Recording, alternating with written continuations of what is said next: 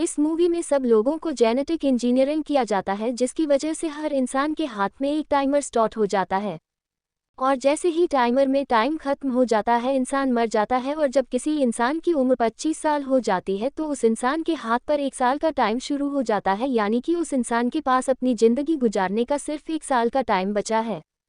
यहाँ के लोगों को जिंदा रहने के लिए टाइम कमाना पड़ता है। इसका मतलब ये था कि यहाँ पर लोगों को पैसे की नहीं टाइम की जरूरत थी। यहाँ पर एक इंसान दूसरे इंसान को अपना टाइम दे भी सकता था और अपने टाइम को एक कैप्सूल में स्टोर भी कर सकते थे।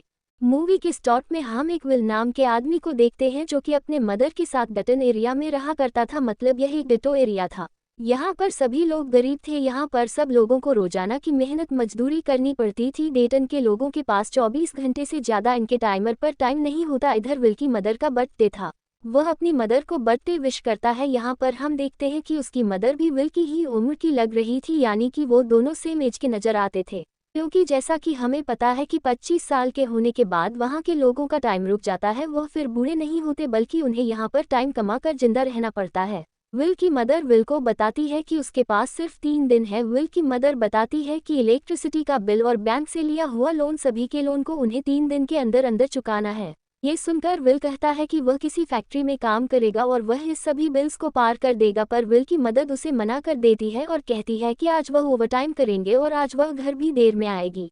उसकी मदद ओवरटाइम करके इलेक्ट्रिसिटी के बिल और लोन का भी बिल देना चाहती थी, क्योंकि उनके सर पर बहुत ज़्यादा कर्जा था। वह अपने बेटे विल से ये भी कहती है कि कल रात को वो एक बस स्टैंड पर आकर मिले, जहां पर वह दोनों उसका बर्थडे सेलिब्रेट करेंगे।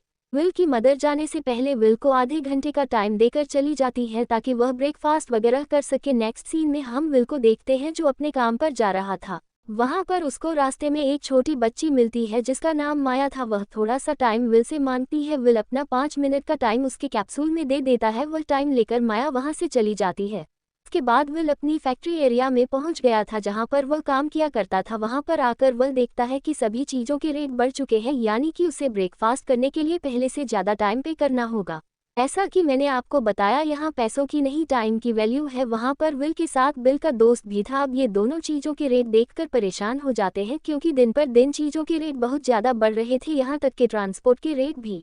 वो दोनों अपने लिए कॉफ़ी ले लेते हैं और काम पर जाने लगते हैं, पर तभी वो रास्ते में देखते हैं कि एक आदमी मरा हुआ था, यानी कि उसका टाइम खत्म हो गया था। रात को काम खत्म होने के बाद विल वहाँ से अपनी सैलरी लेकर चला जाता है और वह अपने दोस्त के साथ एक क्लब में जाता है। क्लब में जाने के बाद उसका दोस्त बहुत ज़्यादा ड्रिंक करता है। उसे क्लब में वो एक और आदमी को देखता है जो कि बहुत ज़्यादा अमीर आदमी था। उसके पास 1 सेंचुरी का टाइम था, यानी कि उस आदमी के पास 100 ईयर्स 100 साल का टाइम था। अब वो आदमी जब ड्रिंक कर रहा था तो विल उसके हाथ को देखता है जिसके हाथ में बहुत ज़्यादा टाइम था। अब विल उस आदमी के पास जाता है और उससे कहता है कि उसे यहाँ पर नहीं होना चाहिए था, यहाँ के लोग उसे मार देंगे और मारकर उसका टाइम चुरा लेंगे। मगर वो अमीर आदमी उसकी बातों को सीरियस नहीं लेता और ड्रिंक करने लगता है। तभी वहाँ पर एक आदमी आ जाता है। वह वहाँ के इलाके का एक गैंगस्टर था और वो लोगों से टाइम चुराया करता था। उस गैंगस्टर को एक खबर मिल गई थी कि एक बार में एक बहुत ज्यादा अमीर आदमी है और वहाँ एक ड्रिंक कर रहा है, इसलिए वह गैंगस्टर वहाँ पर उस अमीर आदमी को लूटने आ जाता है। उस गैंगस्टर को देखकर क्लब में से सभी लोग भाग जाते हैं। विल दूर खड़ा उस गैंगस्टर को देख रहा था। अब वो गैंगस्टर उस अमीर आदमी से गेम खेलने का बोलता है। वह अमीर आदमी बोलता है कि मैं बहुत ज्यादा ड्रिंक की हुई है, इसीलिए मैं सबसे पहले वॉशरूम जाऊंगा। वह अमीर आदमी वॉशरूम जाकर बहुत ज्यादा वॉमिट करने लगता है और गैंगस्टर का एक आदमी वॉशरूम के बाहर खड़ा था। विल उस आदमी को मार देता है जो वॉशरूम के बाहर खड़ा था और उस अमीर आदमी को लेकर वहां से भाग जाता है। विल को देखकर गैंगस्टर और उसके आदमी उसे ढूंढने लगते हैं, पर वह दोनों एक बिल्डिंग का शटर खोलते हैं और उसके अंदर जाकर छुप जाते हैं। उस बिल्डिंग में छुपकर गैंगस्टर पर नजर लगने लगते हैं। यहाँ पर वो अमीर आदमी विल को अपना नाम बताता है। वह कहता है कि मेरा नाम हेनरी है और मैं न्यू ग्रीनविच का रहने वाला हूँ। उसकी उम्र 105 साल की है। विल हेनरी से पूछता है कि वह इतना सारा टाइम यहाँ पर लेकर क्यों आया है।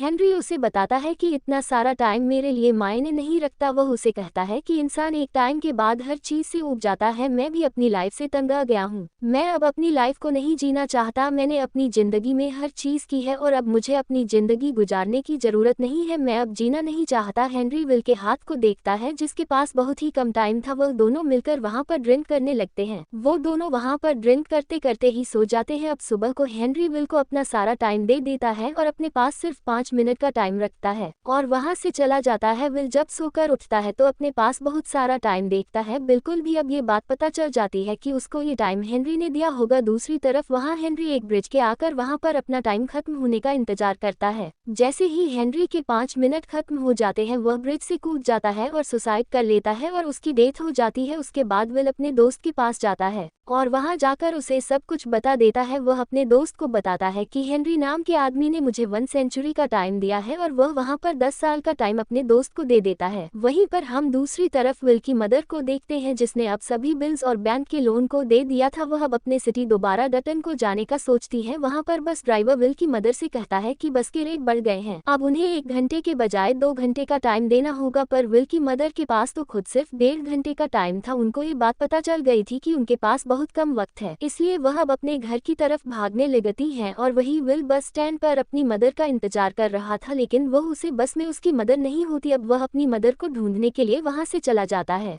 विल की मदर अपने बेटे तक पहुंचने ही वाली थी, लेकिन उनका टाइम खत्म हो जाता है और उनकी डेथ हो जाती है। ये देखकर विल बहुत ज्यादा रोता है क्योंकि उसके पास तो 100 साल का टाइम था, लेकिन फिर भी वह अपनी मदर को नहीं बचा सका। दरअसल विल अपनी मदर को लेकर हमेशा के लिए ग्रीनविच में रहने वाला था और उसने ये सोचा था कि ग्रीनविच जाकर उसकी मदर और वह एक बहुत अच्छी लाइफ गुजारेंगे। दूसरी तरफ वहीं पर इन्वेस्टिगेशन होती है जहाँ पर हेनरी ने ब्रिज से सुसाइड किया था। वहाँ पर टाइम कीपर आ जाते हैं। दरअसल ये टाइम कीपर पुलिस की तरह ही होते हैं जो वहां पर आकर इन्वेस्टिगेशन करते हैं। इन टाइम कीपर का मकसद भी टाइम क्राइम को रोकना होता है ताकि कोई भी टाइम की चोरी ना कर सके और सभी एक ऑर्डर में रह सके। टाइम कीपर वहां पर सीसीटीवी फुटेज चेक करते हैं, लेकिन उन्हें कुछ भी नहीं मिलता। उन्हें कुछ भी पता नहीं चलता कि हेनरी का टाइम किसने चोरी किया है। वहीं दूसरी तरफ हम विल को देखते हैं जो टाइम जोन को पार करके अब ग्रीनविच की तरफ जाने वाला था, जहाँ पर सभी अमीर लोग रहा करते थे। टाइम बॉर्डर्स मतलब सिटी के बॉर्डर्स। टाइम कीपर को ये बात पता चल जाती है कि विल नाम का एक आदमी बहुत ज्यादा टाइम जोन्स को पार करके ग्रीनविच की तरफ निकल चुका है।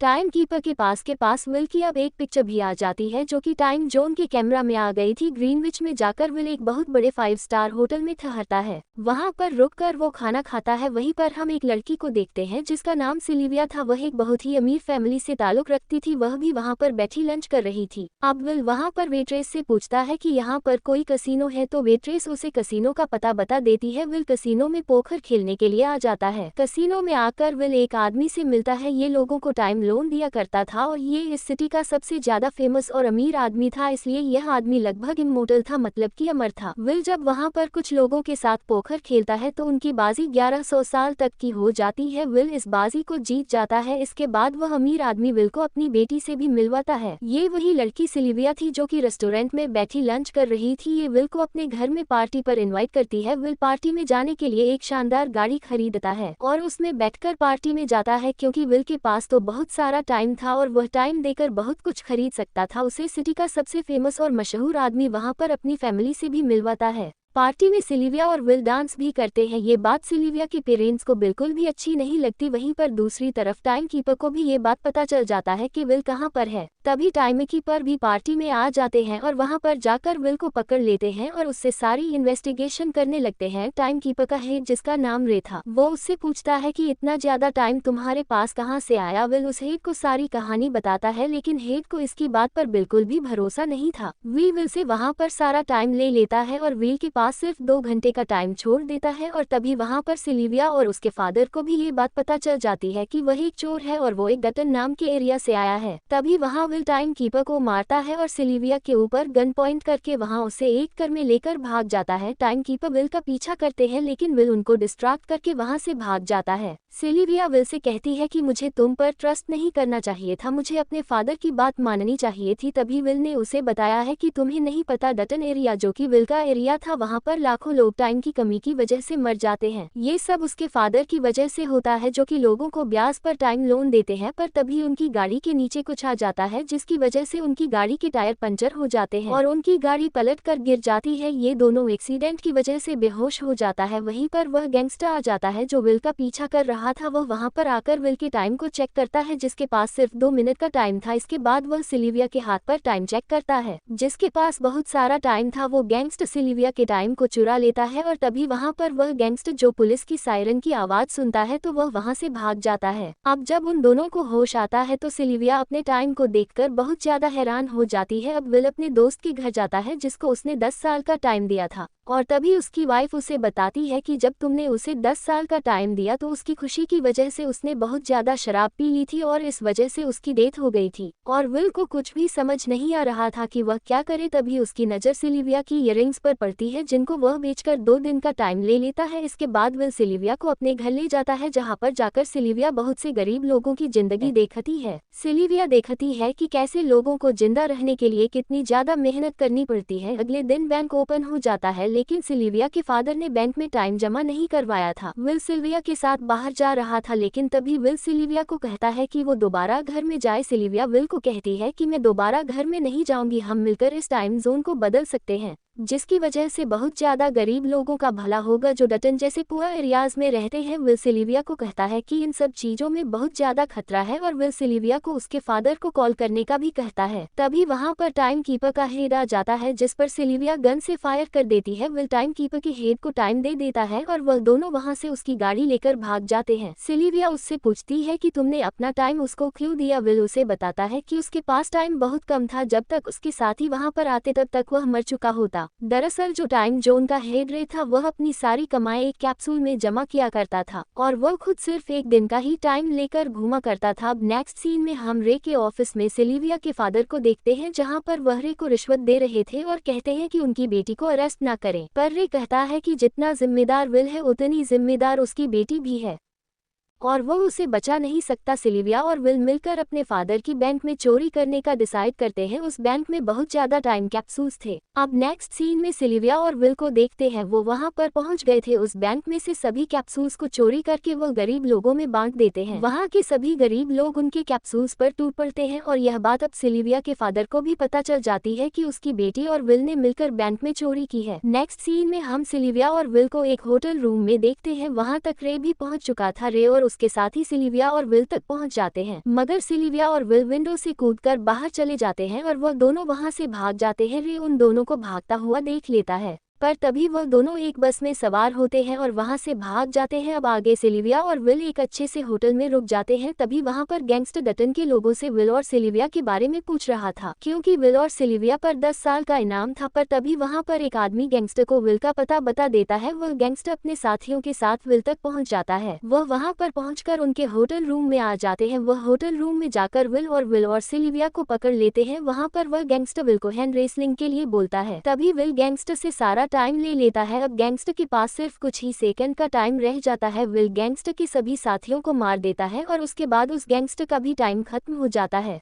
और वह मर जाता है। अब आगे विल और सिल्विया भागने लग जाते हैं। तभी हम ये भी देखते हैं कि बैंक में टाइम का लोन रेट बढ़ चुका है। लोन रेट अब 37% तक बढ़ गया था। विल ये देखकर समझ गया था कि ग्रीनविच के लोग गरीब लोगों में टाइम बांट रहे हैं, वह भी बहुत हाई रेट इंटरेस्ट पर। सिल्विया विल से कहती है कि वह दोनों उनके फादर के पास जाएंगे और वहां से टाइम को चुरा लेंगे और गरीब लोगों में बांट देंगे। यहाँ पर सिल्विया अपने फादर के पास आती है और कहती है कि मैं यहाँ पर खुद को सरेंडर करने आई हूँ और तभी विल उसके फादर के पीछे खड़ा था जो कि उनके गार्ड के रूप में था। विल अब सिल्विया के फादर को गन पॉइंट पर उस जगह पर ले जाता है जहां पर उन्होंने टाइम को रखा हुआ था। वहां पर उन्होंने एक कैप्सूल रखा हुआ था और उस कैप्सूल में 1 मिलियन ईयर्स का टाइम था। विल सिल्विया से कहता है कि वही टाइम गरीब लोगों में बांट देगा। सिल्विया के फादर कहते हैं कि ऐसा करना बिल्कुल भी ठीक नहीं है। वह उन दोनों को ऐसा करने से मन करता है लेकिन वह दोनों वहां से कैप्सूल लेकर भाग जाते हैं। अब ये खबर टाइम कीपर के हेड रे को मिल जाती है कि सिल्विया और विल 1 मिलियन ईयर्स का टाइम लेकर भाग रहे हैं।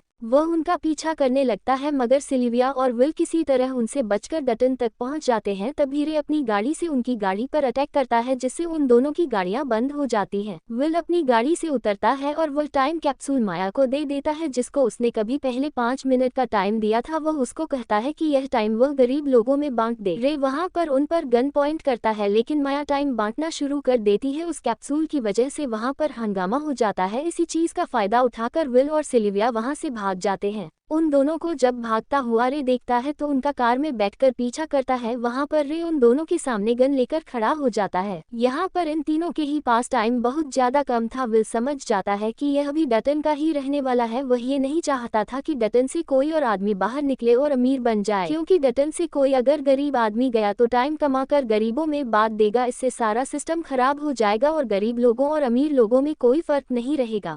और विल रे को दिया हुआ टाइम उससे वापस मांगता है जो उसने रे को दिया था। अब ये सुनकर रे अपने हाथ को देखता है जिसके पास तो कुछ ही सेकंड्स का टाइम बचा था।